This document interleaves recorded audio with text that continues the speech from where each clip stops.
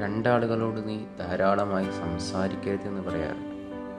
ഒന്നാമതായി നിൻ്റെ സങ്കടങ്ങൾ അല്ലെങ്കിൽ നീ പറയുന്ന കാര്യങ്ങൾ പെട്ടെന്ന് കുറഞ്ഞ വാക്ക് പറയുമ്പോഴേക്കും മനസ്സിലാക്കിയെടുക്കാൻ കഴിയുന്ന ആളുകൾ, അവരുടെ അടുത്ത് അധികമായി പറഞ്ഞവരെ മുഷിപ്പിക്കരുത്.